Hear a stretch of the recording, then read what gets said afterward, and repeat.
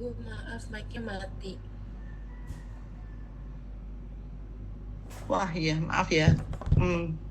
Ya, jadi materi yang akan saya sampaikan bagiannya Bu Elo itu adalah tentang metabolisme mikroba. Ya, kemarin saudara sudah diajari oleh Bu Dian tentang jenis-jenis mikroba, yaitu bakteri, yeast, jamur, ya, beberapa virus. Sudah diajari ukurannya, strukturnya, karakteristiknya, ya, gitu. Nah, sekarang kita akan lebih mengenal tentang bagaimana mikroba tersebut itu kok bisa dari ukuran yang kecil sekali, ya, ukuran yang tidak terlihat menjadi terlihat, menjadi pembentuk koloni, makin banyak, dan bagaimana dia itu bisa menyebabkan kerusakan makanan, ya. Ya, kita mempelajari tentang bagaimana pola pertumbuhannya, gitu ya. Mata kuliah ini yang pemula ini merupakan dasar dari pertemuan selanjutnya. Oleh karena itu nanti setelah di dalam pelaksanaan pembelajaran ini, ya, nanti akan ada evaluasi, ya. Setelah saya ajari berapa topik, ya, katakanlah sampai hal tertentu, saya akan mengevaluasi tingkat kepahaman kalian dari apa yang sudah disampaikan Bu Elo, ya. Jadi nanti setelah diajar, saya akan acak menanyakannya, apakah kalian paham atau tidak. Oleh karena itu pastikan bahwa kalian itu mendengarkan dan memahami, ya, tidak hanya mendengarkan, paham apa yang disampaikan oleh Bu Elo. Kalau tidak paham nanti akan saya ulang lagi, ya.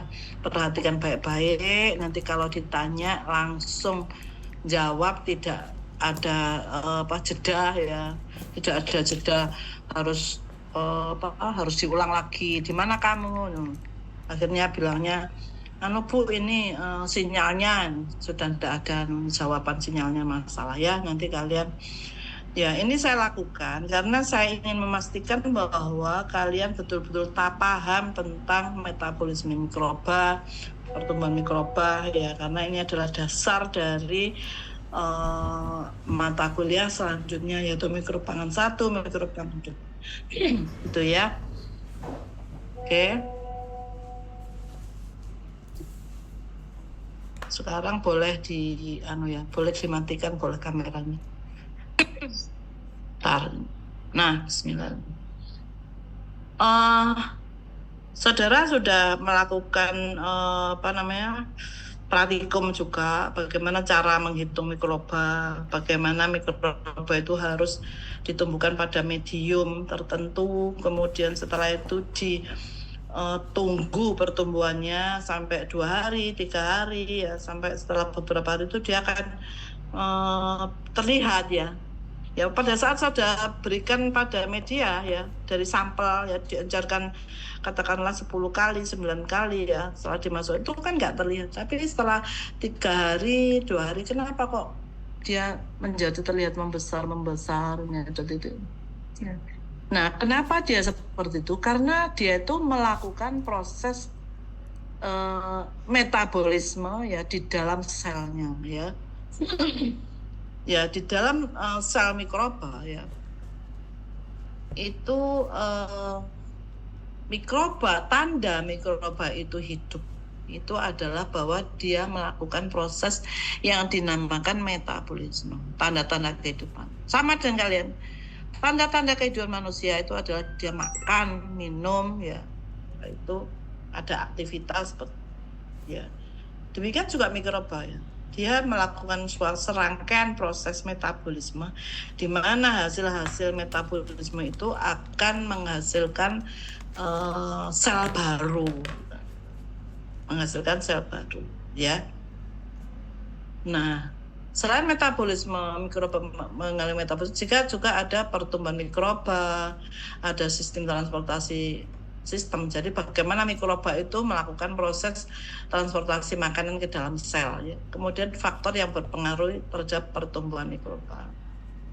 Kita masuk metabolisme ya. Jadi kalau metabolisme itu anak-anak kalian sudah paham ya, yaitu proses-proses yang terjadi di dalam sel di mana ada reaksi-reaksi dua macam, yaitu katabolisme dan anabolisme. Ya, reaksi-reaksi yang terjadi di dalam sel. Nah, kalau kita lihat definisi katabolisme, saya kira saudara sudah paham apa yang dimaksud dengan katabolisme. Ya, ini kalian boleh matikan, boleh masih tetap hidup ya, nggak apa-apa. Kalau hidup kan ya senang, kalau dimatikan ya nggak apa-apa ya, karena nanti kena ya internet ya. Saya ulangi pelan-pelan ya. Mikroba ya, bagaimana dia bisa menghasilkan sel baru? Karena dia melakukan proses yang namanya metabolisme. Indikasi kehidupan itu adalah dia dikatakan hidup kalau dia di dalam selnya mengalami proses metabolisme, di mana proses metabolisme itu diawali dengan proses yang dinamakan katabolisme ya. Ya, ini adalah proses metabolisme di mana agar dia hidup maka dia membutuhkan energi. Dalam proses reaksi.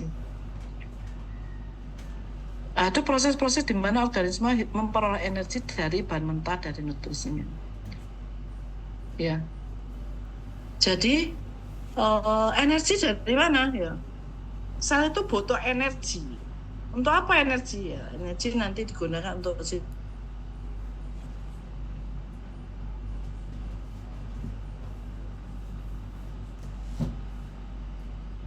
sintesis komponen. Persis kalian ya, butuh makan. Kalian juga gitu, makan. Makanan untuk apa? Untuk menghasilkan energi, kan itu dah manusia itu. Ya, kita makan karbohidrat, lemak, protein. Itu nanti dalam tubuh akan dikubah menjadi energi. Demikian juga mikroba ya. Dia butuh makan ya. Sama dengan kalian ya. Makanan apa? Karbohidrat, lemak, proteinnya. Makan ada burger, ada rawon, ada soto, macam-macam. Mikroba itu makan makanan ini. Di mana makanan itu di dalam selnya, contohnya karbohidrat ya, itu akan digunakan untuk menghasilkan energi. Jadi makanan ini ya yang tersusun bisa ada glukosa, ada kalau sumber energinya karbohidrat adalah diubah jadi glukosa. Sumber energinya protein jadi asam amino. Ya. Ya, jadi bentar ya. Kita tahu bahwa manusia itu butuh energi dari makanan. Makanan apa yang bisa menghasilkan energi? Jenis makanan itu kan ada protein, lemak, karbohidrat, vitamin, mineral ya. Ya, yang akan digunakan sebagai sumber energi itu adalah karbohidrat, lemak, dan protein. Ya. Ingat ya. Jadi kita itu makan ya. Itu butuh energi. Energi diperoleh dari mana? Dari karbohidrat, lemak, dan protein. Sama dengan manusia ya, energi ya yang digunakan ya pertama kali adalah energi dari karbohidrat ya. Jadi kalau kita makan karbohidrat, lemak, protein, maka yang akan digunakan sebagai sumber energi adalah karbohidrat. Kalian sudah tahu karbohidrat itu kan tersusun dari gula ya. Karbohidrat adalah kumpulan dari glukosa gitu, membentuk makromolekulur besar ya, membentuk polisakarida. Ya, ada protein, asam amino, ada lemak, asam lemak dan glycerol. Nah, yang pertama akan digunakan sebagai sumber energi adalah karbohidrat, ya, baik mikroba maupun manusia, gitu. Nah, kapan protein sama lemak digunakan? Contohnya pada manusia ya, kalau kalian itu makan makanan yang mengandung misalnya burger ya, ada protein, lemak, karbohidrat, maka yang akan digunakan sebagai sumber energi adalah karbohidrat.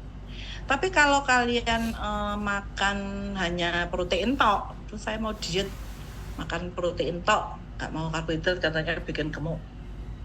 Maka protein itu kalau tidak ada karbohidrat, maka yang akan digunakan sebagai sumber energi adalah protein.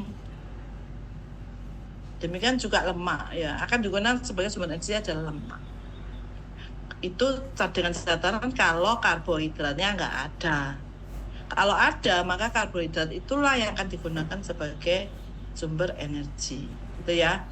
Nah, ini yaitu proses pemecahan makromolekul menjadi mikromolekul ya. Selanjutnya mikromolekul itu akan menghasilkan energi. Energi ini digunakan untuk aktivitas. Nah, atau anabolisme. Sebenarnya proses anabolisme apa?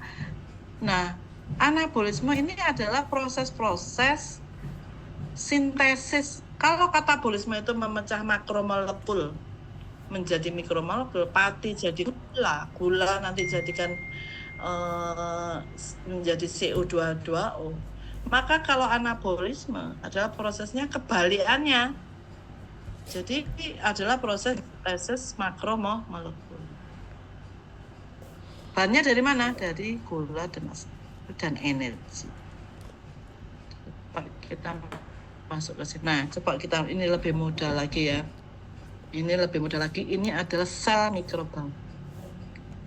Sel mikroba ini kalau dikatakan hidup, maka dia akan makan sumber-sumber energi. Energi utama adalah gula. Dia akan makan gula masuk ke dalam sel ya.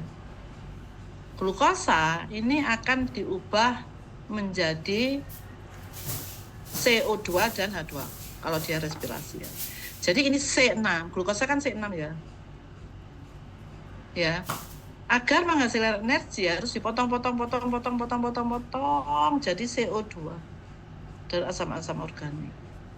Proses pemecahan glukosa menjadi CO2 dan H2O ini membebaskan energi. Proses ini membebaskan. Ya, C6 jadi C1 CO, membebaskan energi. Selanjutnya energi yang dihasilkan selama proses ini akan digunakan untuk mensintesis komponen-komponen penyusun sel makromolekul. Bahan bakunya apa? Ini dari nutrien-nutrien mikromolekul hasil pemecahan makromolekul. Ya ada ada nitrogen, ya hasil pemecahan protein ya, sulfur, ada asam lemak dari pecahan ini. Dari sini nanti akan dihasilkan asam-asam organik, pirufat, oksaloasetat ya. Itu akan digandeng-gandeng menjadi unit yang lebih besar, yaitu asam amino. Untuk mau cilik-cilik ini akan menjadi besar, butuh energi. Ya. Selanjutnya asam amino ini digandeng lagi akan jadi protein. Ya, pembentuk dinding sel. Ya. Membentuk lipid menjadi komponen sel. Sudah, ini reaksi ini harus selama manusia mikroba hidup. Ini berjalan terus, ada makanan diubah menjadi senyawa paling kecil yaitu CO2H2O. Energi yang dihasilkan digunakan untuk sintesis dari mikromolekul ini disintesis menjadi makromolekul. Terus berjalan terus. Ini selanjutnya bagaimana? Ini digunakan untuk membentuk sel baru. Ini membentuk sel baru. Dinding sel ribosom, asam nukleat, ya gitu ya. Jadi sekali lagi energi itu digunakan untuk apa? Untuk sintesis komponen-komponen sel, dinding sel, membran, untuk mensintesis enzim, ya, ya. Kemudian untuk memperbaiki sel, ya. Jadi kalau memperbaiki sel yang rusak, ini contohnya manusia ya. Jadi kita itu kan mikroba ya. Manusia itu persis sama dengan mikroba, hanya kita itu banyak terdapat tidak uniseluler tapi multiseluler, berbagai macam terdiri dari jaringan otot, jaringan hati, macam-macam ya. Diilustrasikan manusia itu dikatakan hidup apabila melakukan proses metabolisme. Sama dengan ini ya. Apa yang pertama yang dilakukan adalah proses menghasilkan energi dari makanan, ya, atau disebut katabolisme. Kita makan karbohidrat, lemak, protein. Maka yang akan kita makan terlebih dulu untuk sebagai sumber energi adalah karbohidrat. Syukur-syukur karbohidratnya dalam bentuk paling pendek glukosa.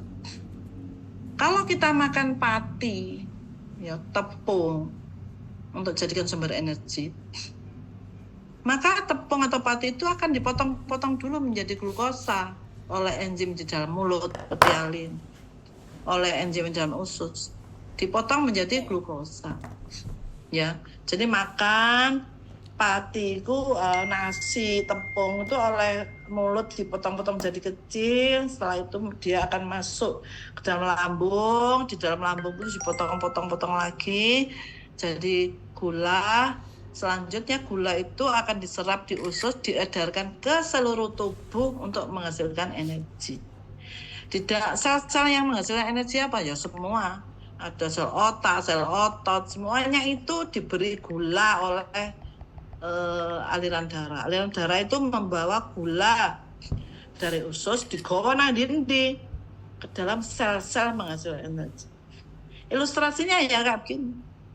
Di dalam sel-sel entah sel otot, sel otak ya, gula yang dibawa oleh sel darah merah itu selanjutnya masuk sel, mau sel otot, sel otak ya, itu akan dirubah menjadi CO2 dan H2O. Kemudian energi yang dihasilkan digunakan sintesis komponen sel ya. Nah, untuk apa? Untuk bertumbuh. Karena anak bayi jadi gede sampai sekalian itu karena apa? Karena proses metabolisme ini. Ya, proses makan, menghasilkan energi digunakan untuk sintesis komponen sel otak, sel hati, dan juga untuk aktivitas. Terus jadi tambah besar itu. Kalau mikroba karena uniseluler tidak tambah besar, tapi tambah banyak.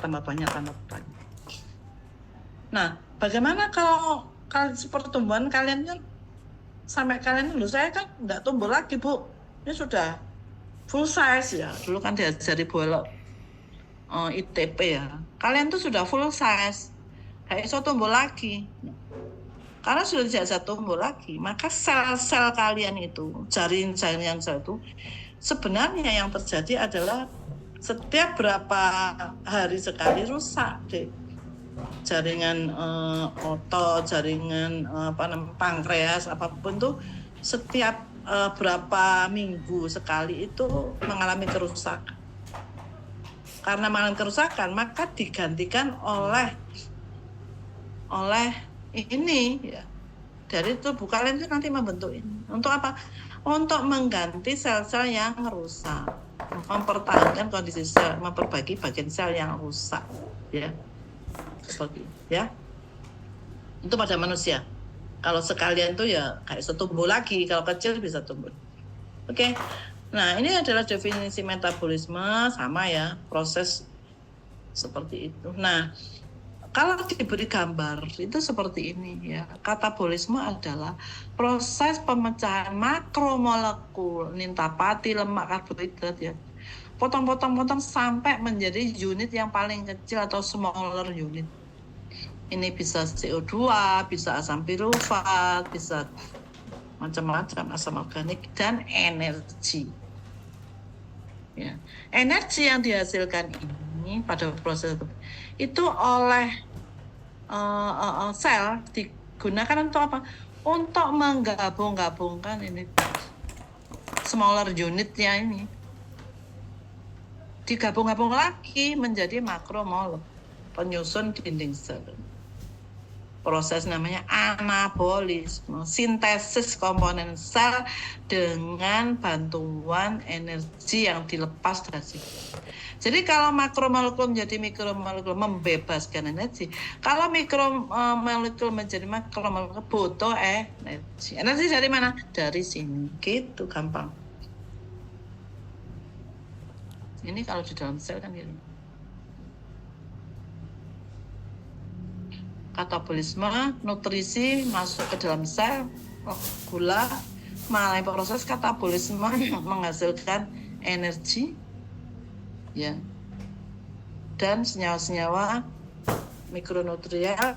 Mikronutrien kemudian dengan ada energi ini akan dibentuk biomasa makromolekul. Nah, sekarang kalian lihat baik-baik gambar ini. Ini kan ini lebih mudah lagi untuk memahami. Diperhatikan baik-baik. Nanti salah satu dari kalian akan saya tunjuk untuk menjelaskan maksudnya gambar ini apa, ya.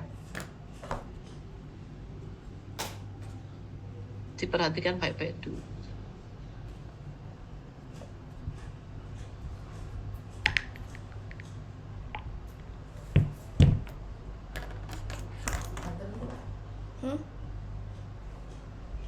Cici.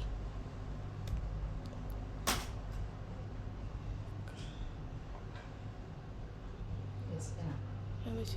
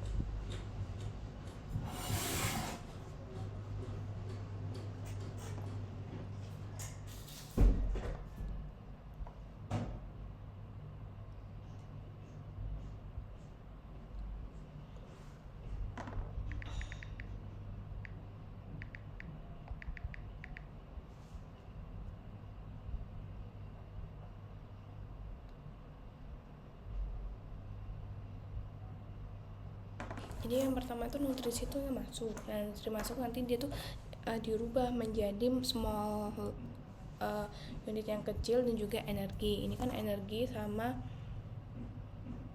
energi, ada yang energi loss as heat. Nah, dia tuh energinya disimpan dalam bentuk ATP. Nah, energi ATP itu tadi nanti digunakan. Ada volunteer atau saya tunjuk?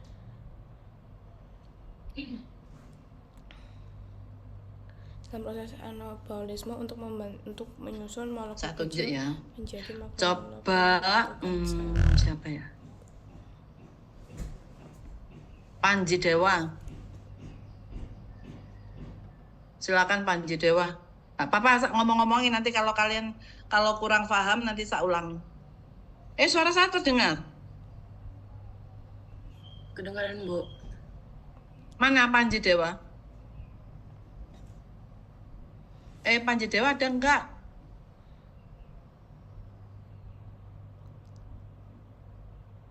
Halo? Panji Dewa ada?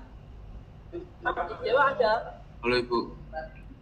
Ayo, coba kamu baca. Ini kamera saya memang stuck kayak gini Bu. Kenapa? Kamera saya nggak bisa gerak. Kameranya. Nggak apa-apa, suaramu aja.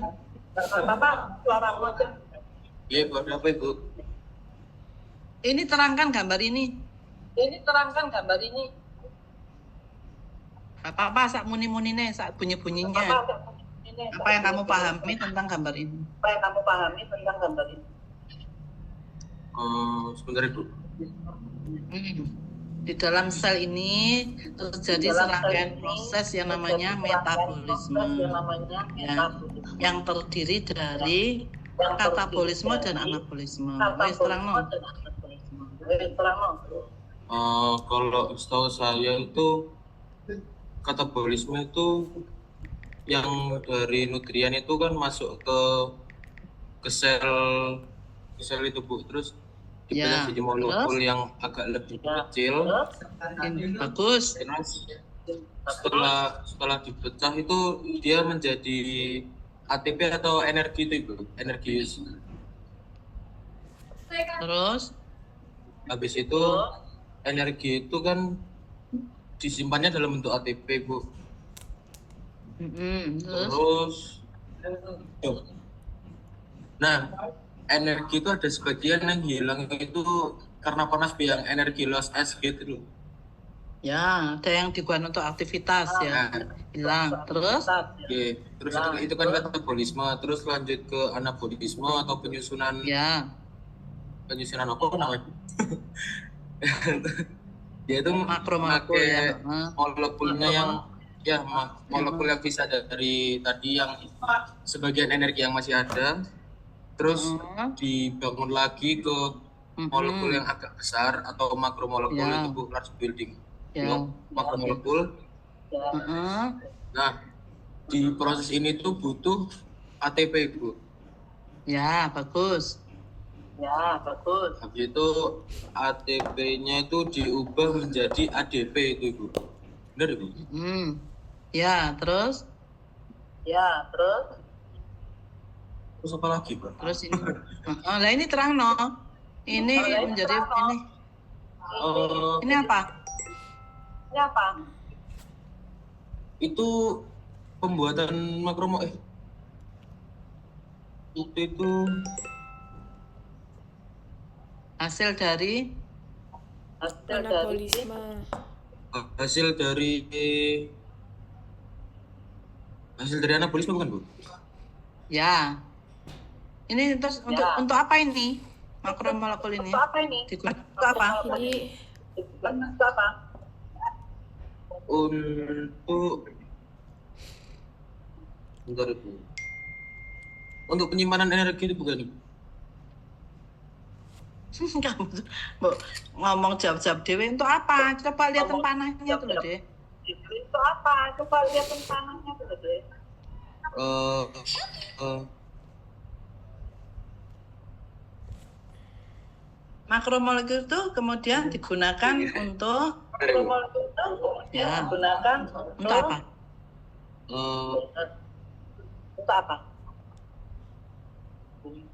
membuat energi utama bukan? Ya, bacaan semua, cabang-cabangnya itu bacaan semua. Untuk apa? Itu untuk pembuatan struktur seluler. Ya, untuk komponen sintesis komponen sel ya. Terus apalagi untuk apa?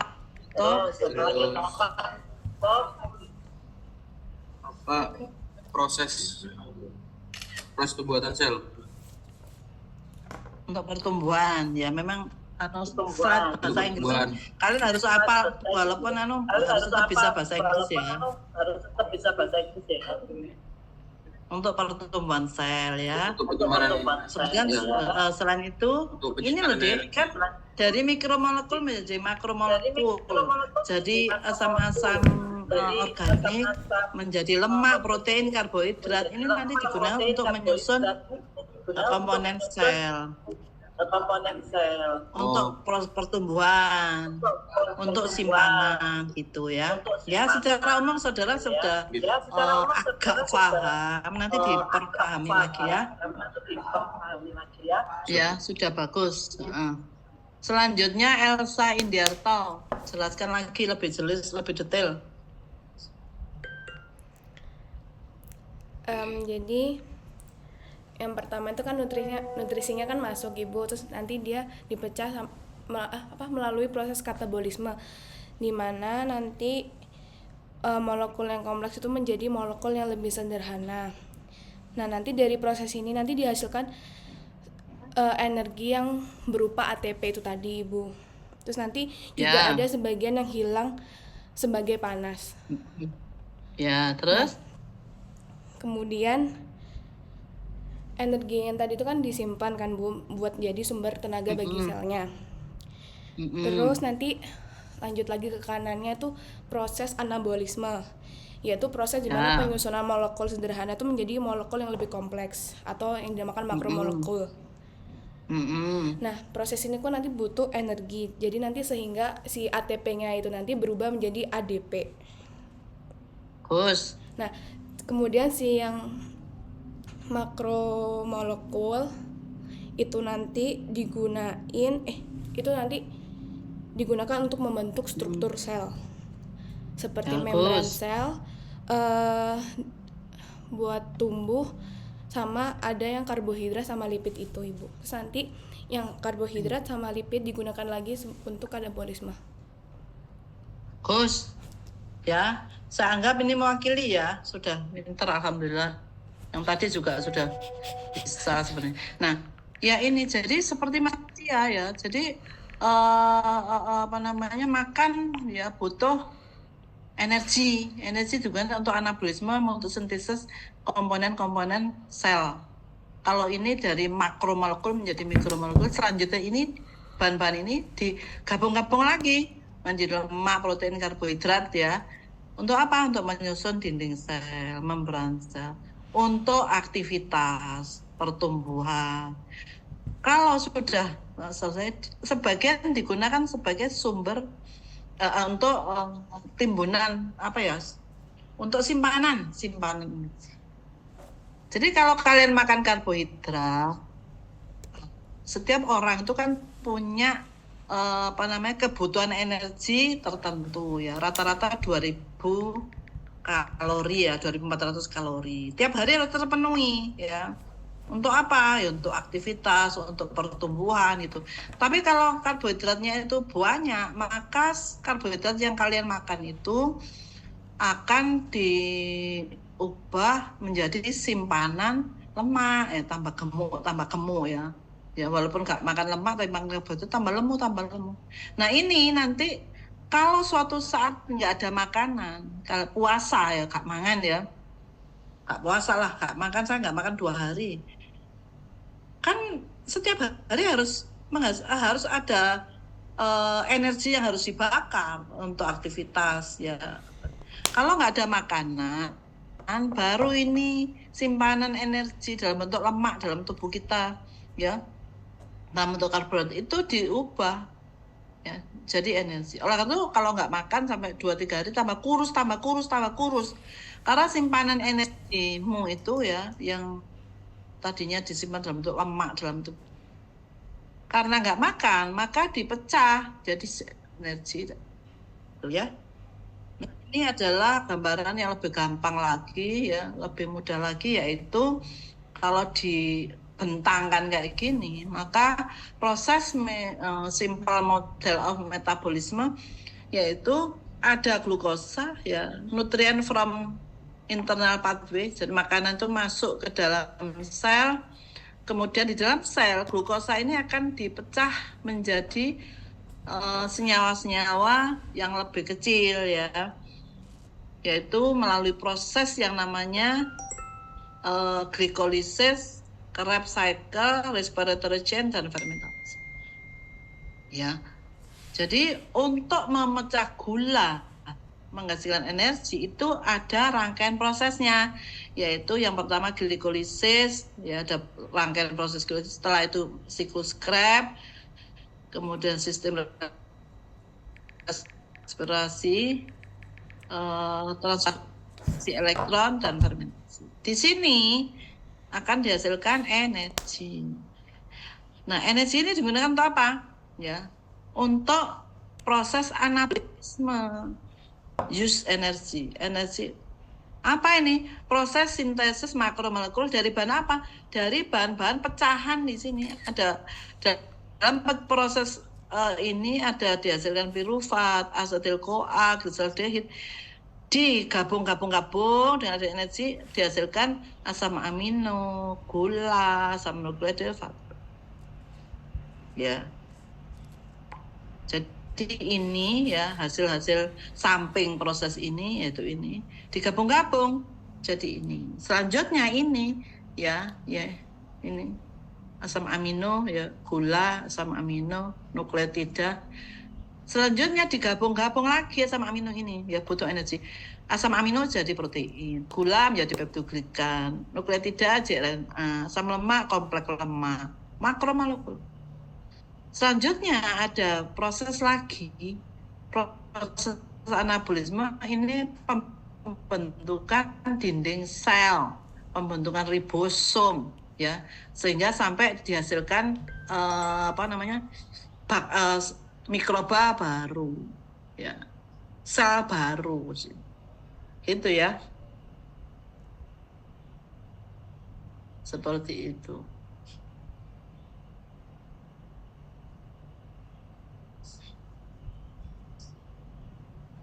Nah, sampai di sini paham ya? Farel paham? Paham Ibu. Farel kok ono gambare Prabowo gitu loh. Paham? Coba kamu ceritakan ini Farel. Baik Ibu, yang pertama dalam sebuah sel atau dalam diri kita itu kan butuh yang namanya nutrisi Bu. Nah Ya. nutrisi itu dia akan masuk ke tubuh kita atau ke mikroba dalam berupa Ya. glukosa itu nanti akan dipecah, sebenarnya bukan glukosa Bu, jadi kayak polisakarida, disakarida itu kita pecah jadi monosakarida. Pinter. Sehingga hasil pemecahan itu bakal menghasilkan energi. Nah energi itu bakal disimpan buat proses anabolisme. Nah pada proses anabolisme kita gunakan energi yang hasil dari katabolisme untuk Terus membentuk bahan bakar untuk membentuk struktur sel, kemudian untuk memperbaiki sel-sel yang rusak. Dan kalau misalkan struktur sel dan yang sel-sel yang udah rusak itu sudah terpenuhi semua, hasil dari anabolisme itu bisa disimpan menjadi energi, seperti itu Ibu. ya, menjadi sumber energi ya. Bagus. Oke, bisa sama. Nah, kita masuk di sini mana tadi ya? Wes bagus. Nah, living organism ya, makhluk hidup ya, itu dibagi menjadi 2 grup besar ya. Yaitu grup di dalam proses metabolismenya ya, di dalam makhluk hidup ya, di dalam menghasilkan energi dan sintesis komponen sel itu ada 2 kelompok, yaitu yang dinamakan kelompok yang bersifat autotrof dan heterotrof ya. Ya, berdasarkan sumber energi ya yang diperoleh ya, berdasarkan sumber energi diperoleh dan bahan bakunya. Yang pertama adalah kelompok yang namanya autotrof, yaitu golongan, kalau mikroba ya, yaitu golongannya fotosintetik bakteri fotosintesis atau tanaman ya, ya. Kita tahu tanaman itu termasuk ya ini autotrof ya. Di mana kita karena mikrobiologi kita anukan mikroba ya. Beberapa mikroba itu tidak menggunakan energi dari makanan ya. Tidak melakukan katabolisme makanan hasil energi, tapi yang fotosintetik bakteria atau autotrof ini adalah mensintesis komponen selnya dengan bantuan energi dari matahari. Bahan bakunya dari mana? Ya. Bahan bakunya itu dari CO2 ya. Use carbon dioxide from atmosphere ya. Jadi dia menggunakan CO2 dari atmosfer, kemudian energi bahan bakunya itu adalah CO2 untuk membentuk makromolekul kan butuh energi. Energinya itu dari matahari. Tuh ya. Makanya dikatakan fotosintetik. Kita tahu fotosintesis adalah proses pembentukan makromolekul dari CO2, H2O dan bantuan energi matahari menjadi karbohidrat menjadi C6H12O6 ya. Mikroba juga demikian. Tanaman itu ya fotosintetik, bersifat fotosintesis. Mikroba juga ada yang begitu. Jadi dia sumber makanannya berasal dari bahan bakunya adalah CO2 dan H2O, energinya dari matahari. Setelah itu digunakan untuk sintesis komponen sel.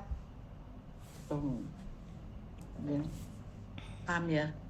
Bahan bakunya nggak harus memecah makanan ya, karena sedia CO2 terus energinya dari matahari. Itu namanya autotrof. Nah, yang kedua adalah heterotrof. Heterotrof itu ya seperti yang diceritakan Belok tadi itu. Dia menggunakan energi ya dengan cara memecah makromolekul ya dari sumber energi makromolekul apa? Ya gula, protein, lemak gitu ya. Ya, tapi utamanya adalah karbohidrat. Ya, heterotrof itu adalah mikroba yang memperoleh energi dari memecah karbohidrat. Energi digunakan untuk sintesis komponen sel. Bahan bakunya apa? Bahan baku dari pecahan karbohidrat tadi itu. Kan karbohidrat di makromolekul menjadi mikromolekul. Mikromolekul itu selanjutnya oleh mikroba digabung-gabung lagi menjadi makromolekul. Ya, ya. Cannot use atmospheric carbon dioxide, must obtain carbon from their environment in the form of glucose. Ya, in the form of relative complex organic matter. Ya, itu ya. Nah, ya di dalam siklus kehidupan ini ada semacam itu. Jadi fotosintetik autotrof itu juga termasuk tanaman ya.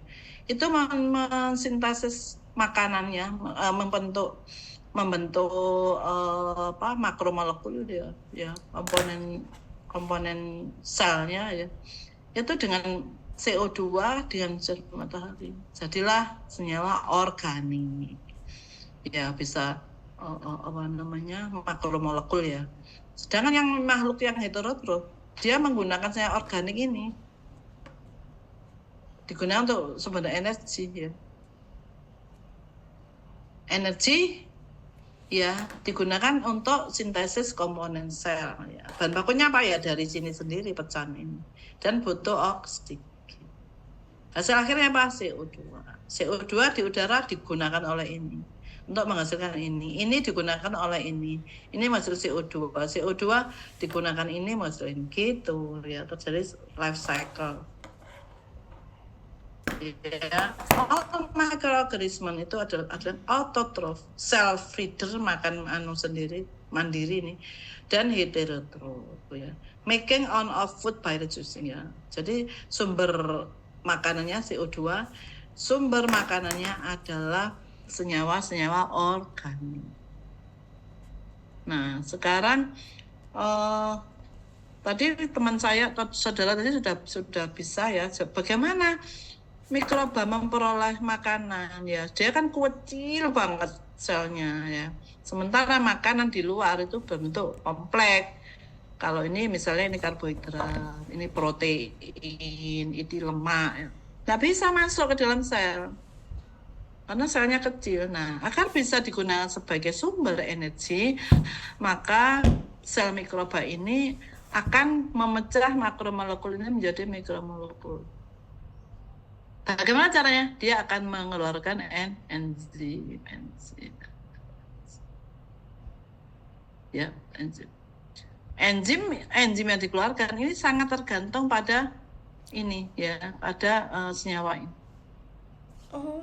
Kalau ini protein, maka dia akan mengeluarkan enzim protease. Protein akan dibuat menjadi asam-asam amino. Ya, ini protein akan dibuat menjadi kecil-kecil asam amino. Kalau ini karbohidrat, maka dia akan diubah oleh enzim amilase menjadi gula. Kalau ini lemak, maka sel ini akan mengeluarkan enzim lipase dibuat jadi asam lemak dan gliserol. Ya, ini tadi apa? Asam amino, ini gula, ini asam lemak. Kalau sudah dalam bentuk mikromolekul, baru dia bisa masuk. Karena sel mikroba ini bersifat semi permeable, hanya bisa dimasuki senyawa-senyawa yang berukuran kecil. Seperti ini. Nah, begitu gula, ya ini kan glukosa, protein, lemak ya, masuk, maka yang akan digunakan pertama untuk energi adalah glukosa ini ya. Begitu glukosa masuk, selanjutnya terjadilah proses katabolisme. Sekarang kita belajar tentang katabolisme, yaitu proses-proses atau reaksi menghasilkan energi dari gula. Ya, katabolisme. Katabolisme ya, ini ya. Ini tadi yang di luar tadi ya, makromolekul oleh enzim-enzim dipecah menjadi, kalau gula jadi glukosa, kalau lemak menjadi asam lemak. Selanjutnya ini saya tampilkan dulu, nanti bingung. Bagaimana proses-proses menghasilkan energi dari gula? Ya, ini after sugar made obtain the energy sources of life. Nah, begitu gula masuk ke dalam sel, ternyata setiap mikroba punya mekanisme memecah gula yang berbeda-beda. Ya. Proses menghasilkan energi dari gula yang berbeda-beda tergantung pada tentu enzim-enzim yang dimiliki. Ya. Beberapa mikroba itu melakukan proses katabolisme atau memecah proses katabolisme ya, memecah gula menjadi energi ya melalui jalur respirasi aerob.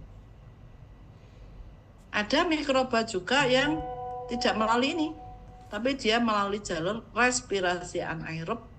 Ada juga mikroba yang menghasilkan energi dari gula melalui jalur yang bernama fermentasi.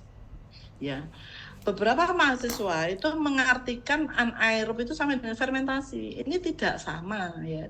Saya nolkan lagi ya pengetahuan kalian. Pengetahuan kalian itu selalu respirasi anaerob itu fermentasi, yaitu dinolkan ya, karena respirasi anaerob tidak sama dengan fermentasi, sudah dinolkan, karena kemarin juga gitu, mereka menyamakan fermentasi dengan respirasi anaerob, beda ya, nanti kita lihat perbedaannya. Nah, kita akan mempelajari tentang respirasi yang bersifat aerob ya, aerobic respiration. Respirasi aerob. Oh, ini tadi ya, macam-macam. Untuk menghasilkan energi dari gula ada respirasi aerob, respirasi anaerob, dan fermentasi. Kita pelajari respirasi aerob. Apa yang dimaksud dengan respirasi aerob? Ialah proses-proses pemecahan gula ya dengan bantuan oksigen. Ya, dengan hasil akhir CO2 dan H2O. Ya, ini respirasi aerob. Gula, mengapa dikatakan aerob? Ya, karena butuh oksigen. Memecah gula dengan bantuan oksigen dengan hasil akhir CO2 dan H2O. Dan energi, ini kurang energi. Dan energi. Ya, sekali lagi, overview of aerobic metabolism itu adalah pemecahan gula dengan bantuan oksigen mutlak, di mana akan dihasilkan CO2, C6 akan dipotong-potong menjadi C1, makromolekul menjadi mikromol, senyawa organik menjadi senyawa anorganik, di mana prosesnya menghasilkan energi. Nah, kenyataan bahwa proses-proses respirasi aerob ini enggak sesederhana ini. Tidak semudah ini jadi ini, tetapi prosesnya panjang dan cukup rumit ya.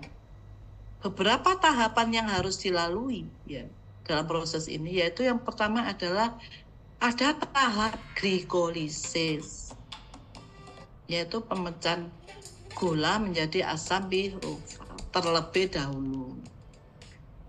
Nah, setelah glikolisis, yaitu pemecahan gula menjadi asam pirufat, selanjutnya akan masuk ke tahapan yang kedua, yaitu proses yang namanya siklus Krebs atau citric acid cycle.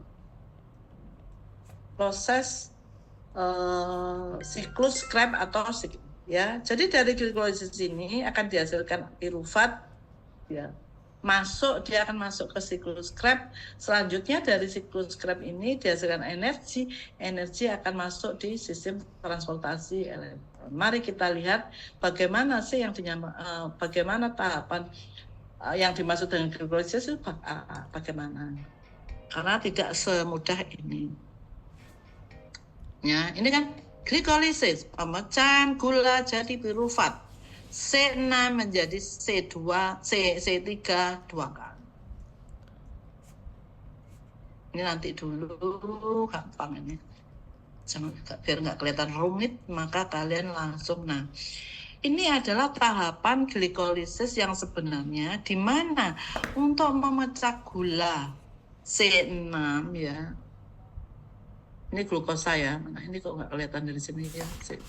Glukosa kan 6 toh di situ 2, 3, 4, 5. Karbonnya 6. Glikolisis adalah pemecahan glukosa C6 ya melalui serangkaian reaksi enzimatik. Semuanya dikatalisis enzim.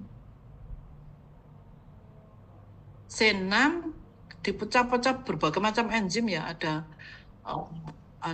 enzim fosfatase macam-macam ya.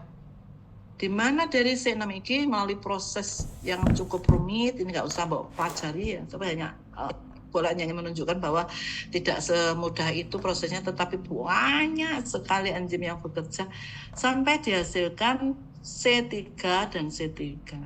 Masing-masing ini C3 ini disebut pirufat. Jadi 2 molekul asam pirufat.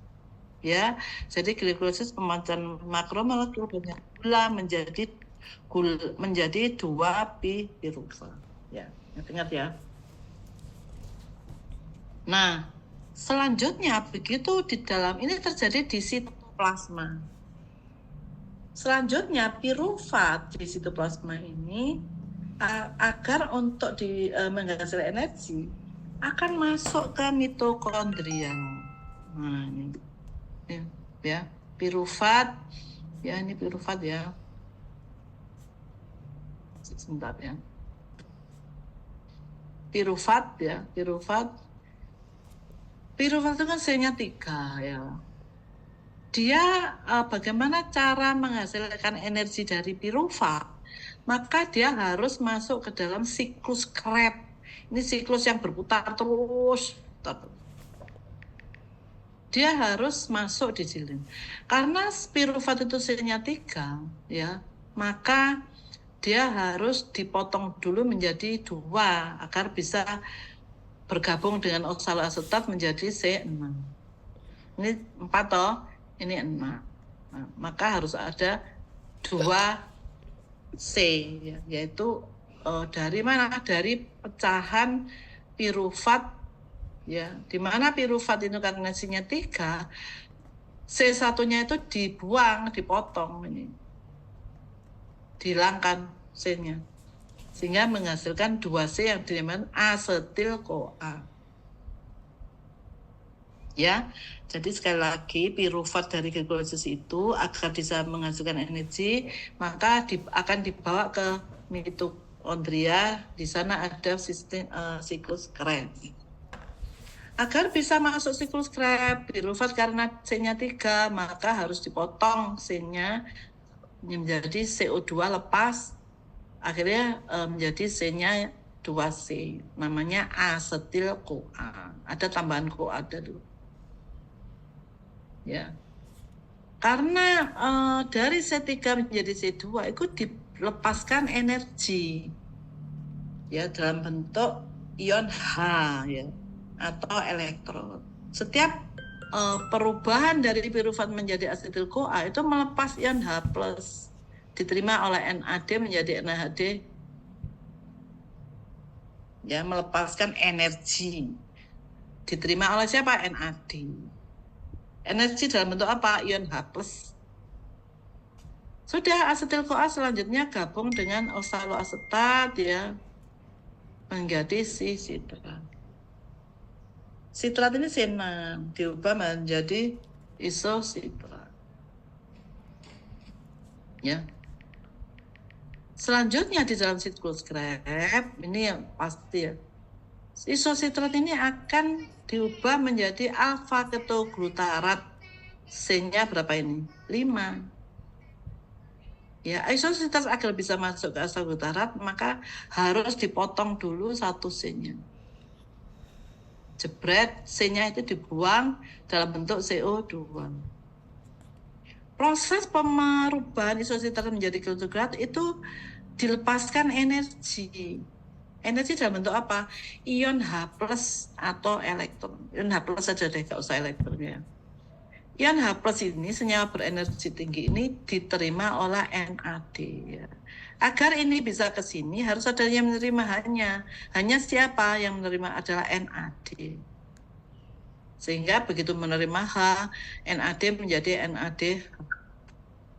Gitu ya. Dan pelepasan. Jadilah ini alfa glutarat 5.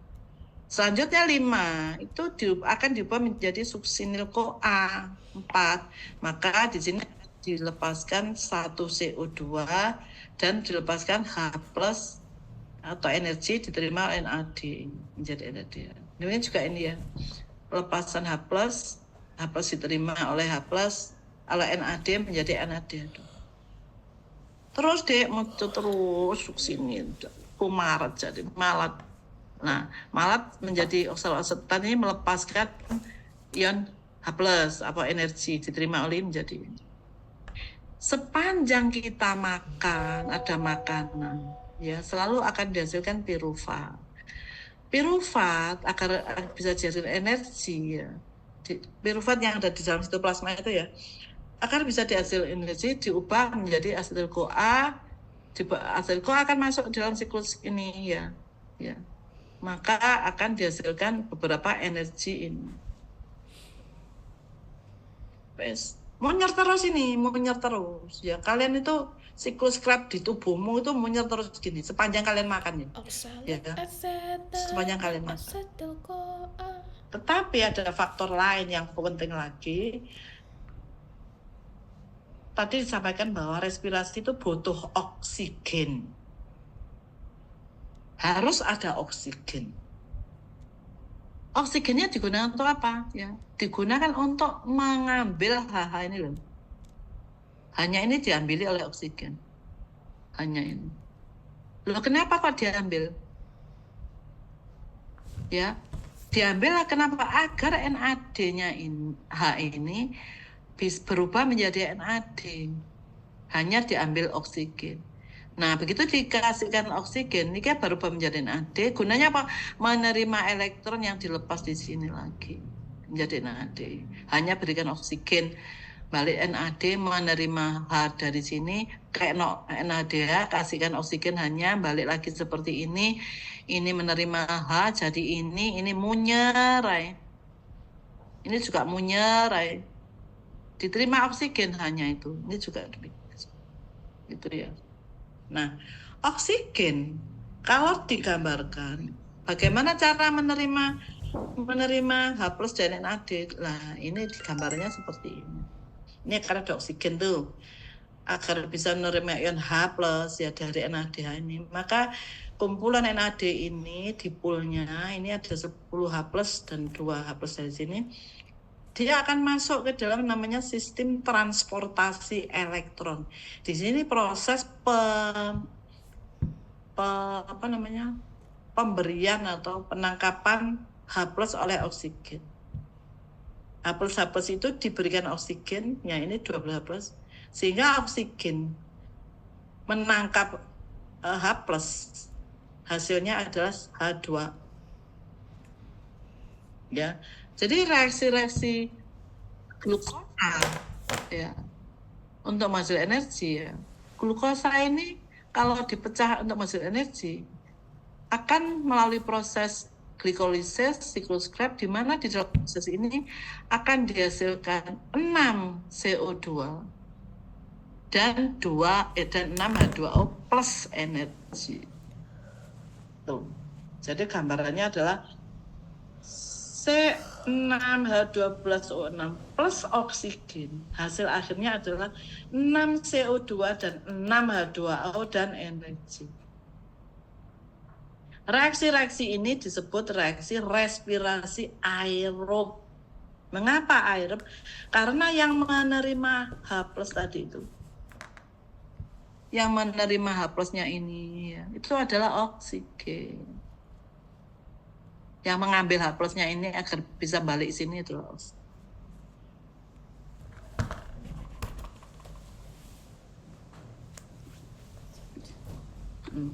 Mana? Nah ini hal-hal yang dilepaskan dari sini dikumpulkan di sini. Pula ada 12 H+, kemudian masuk ke sini NAD memberikan hanya pada oksigen. Berapa jumlahnya? 12 tambah oksigen menjadi 6 H2.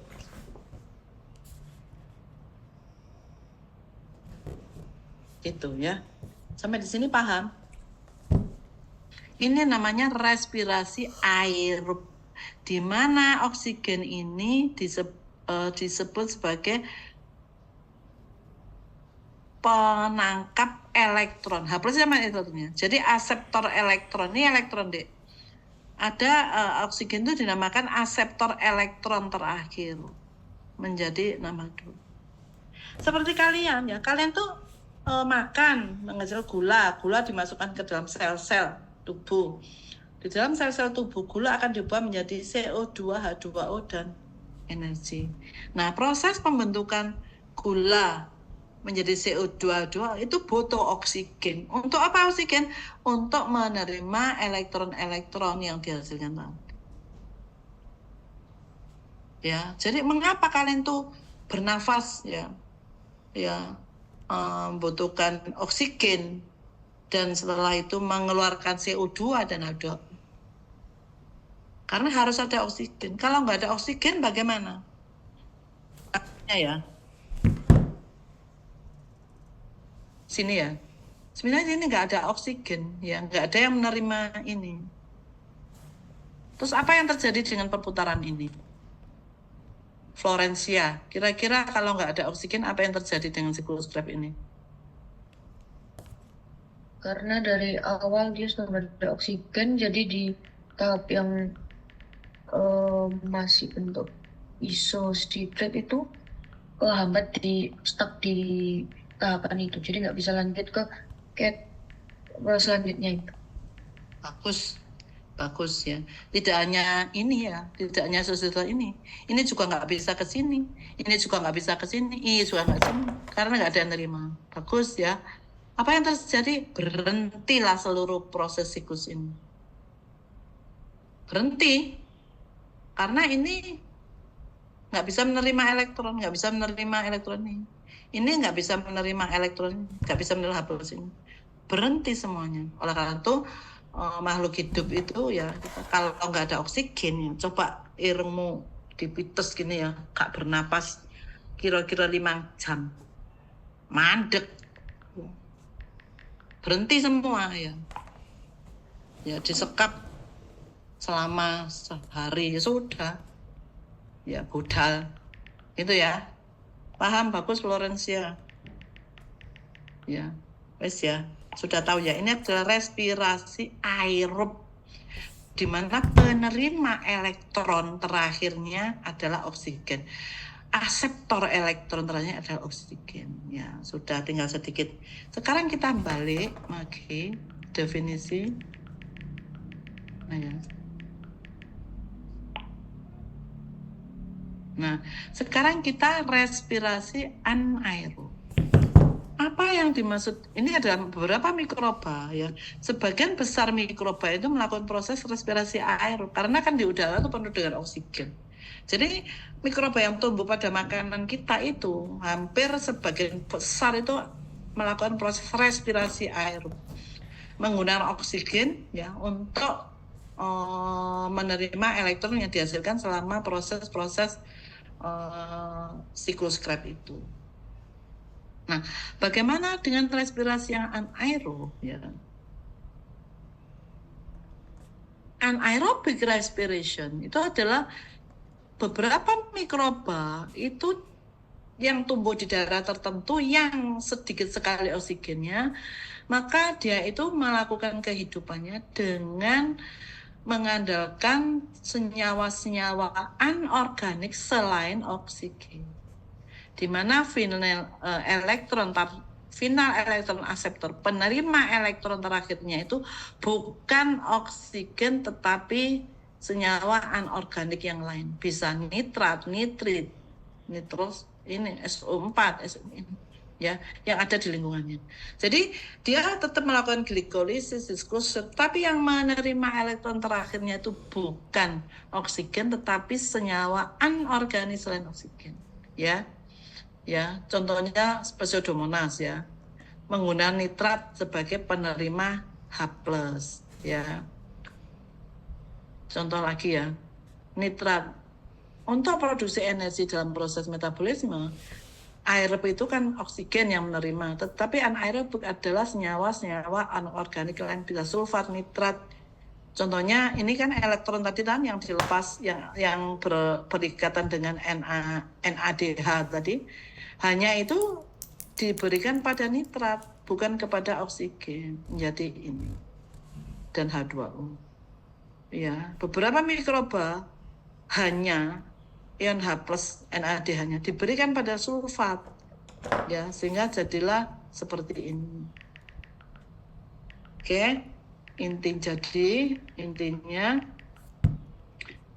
oksigen ini untuk mikroba yang bersifat anaerob, maka oksigennya ini bukan yang menerima itu bukan oksigen tetapi mikroba tetapi senyawa anorganik. Oke, nah sekarang saya pertanyaan untuk kalian. Pertanyaannya ya, apa perbedaan antara respirasi aerob dan respirasi anaerob?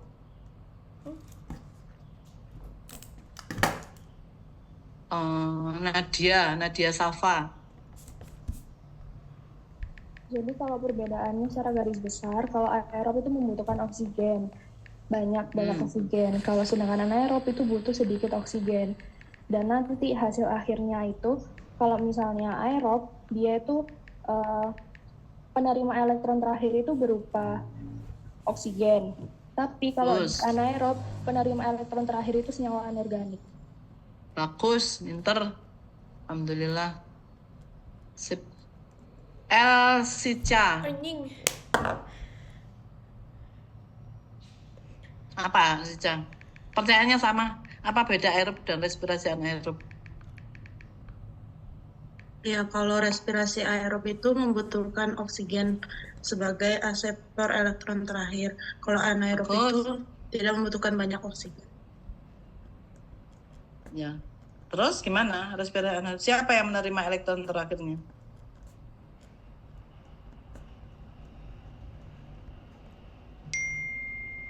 Siapa, Elsica? Respirasi anaerob itu yang menerima elektron terakhirnya siapa?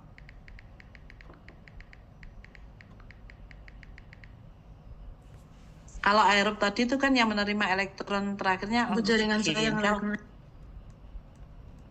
siapa? Apa? Siapa yang menerima elektron terakhir?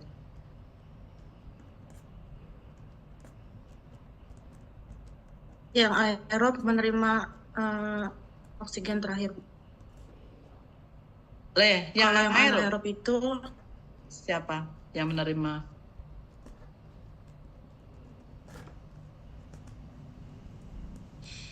Bisa ya.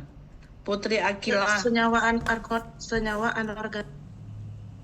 Siapa contohnya? Contohnya senyawa anorganik apa? Putri Akila. Ya, Bu.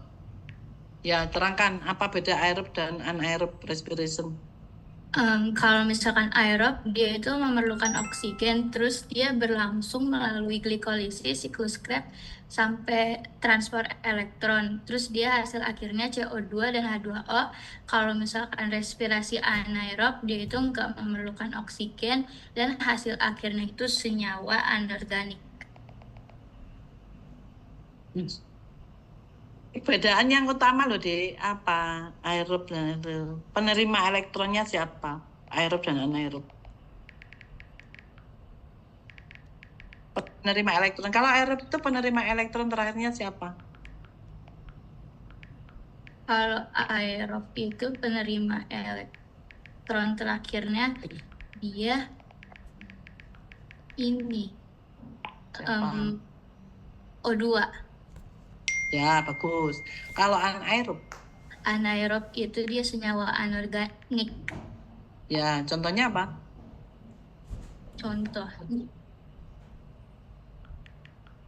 Contohnya siapa senyawa anorganik tadi? Contohnya NO3. Ya, bagus. Ya, senyawa anorganik, bukan oksigen ya. Bagus. Sekarang tinggal siapa menaiki? Satu pertanyaan lagi untuk oleh cowok dulu siapa ini? Cowoknya kok sedikit banget sih.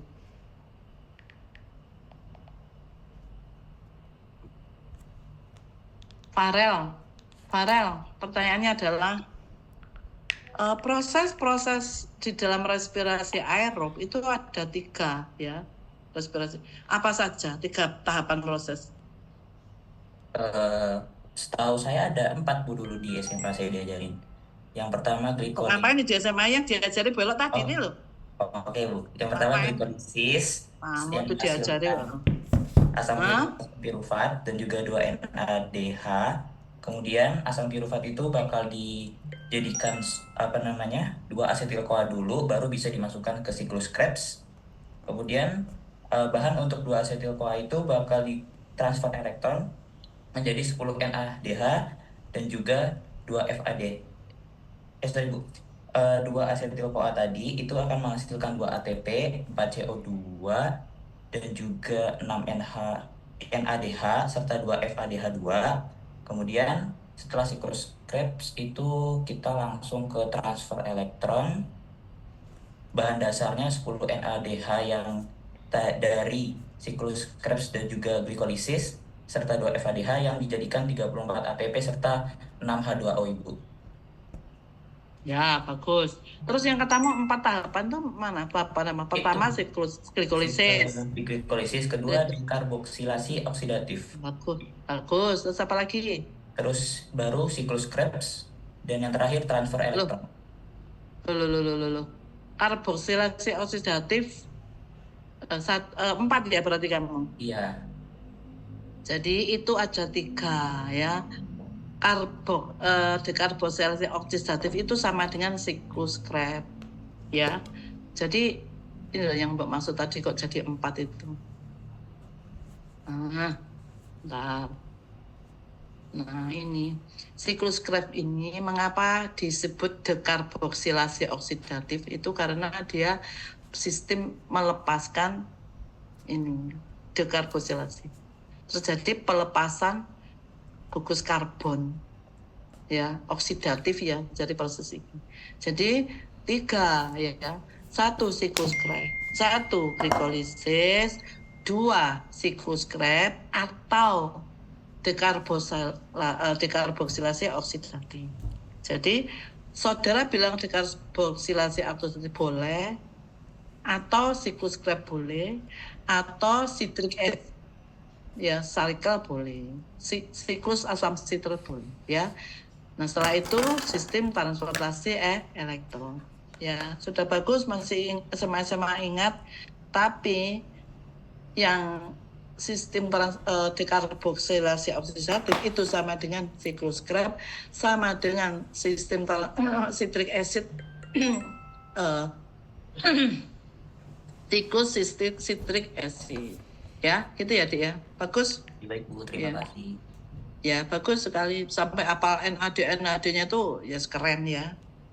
Saya kira itu ya sudah ditutup dengan temanmu yang sudah cukup keren sampai NAD-NAD-nya apal. Semoga yang lain juga seperti itu. Kita ada pertanyaan sampai di sini? Ya, tapi untuk mata kuliahnya Bu Elo, untuk mikrobiologi ini karena bukan mata kuliah biokimia, kalian tidak perlu menghafal sampai NADH, FAD, nggak usah ya. Yang penting Bu Elo hanya menjelaskan bagaimana mikroba itu untuk tumbuh itu butuh energi dari mana? Bagaimana dihasilkan dari pengubahan gula menjadi CO2, H2O kalau aerobik ya. Kalau anaerob ya menjadi senyawa-senyawa ada senyawa anorganik gitu. Oke. Ada pertanyaan sampai di sini? Jumlah mahasiswa bertahan bagus. Sudah tak absen. Ibu izin kata ya izin banyak izin ya. Oke deh ya, sampai ketemu insya Allah minggu depan kita masuk aja melalui offline karena lebih enak offline ya. Saya akhiri semangat ya untuk kalian, semoga kalian paham semua yang disampaikan Bu Elo ya, karena ini nanti nyicil ya untuk pertemuan-pertemuan selanjutnya. Kalau belum paham dibaca lagi ya, belajar lagi di rumah ya. Ya sukses untuk kalian. Assalamualaikum warahmatullahi wabarakatuh. Waalaikumsalam warahmatullahi wabarakatuh. Terima kasih, Prof. Terima kasih. Oke. Terima kasih, Bu. Oke. Yuk sama-sama.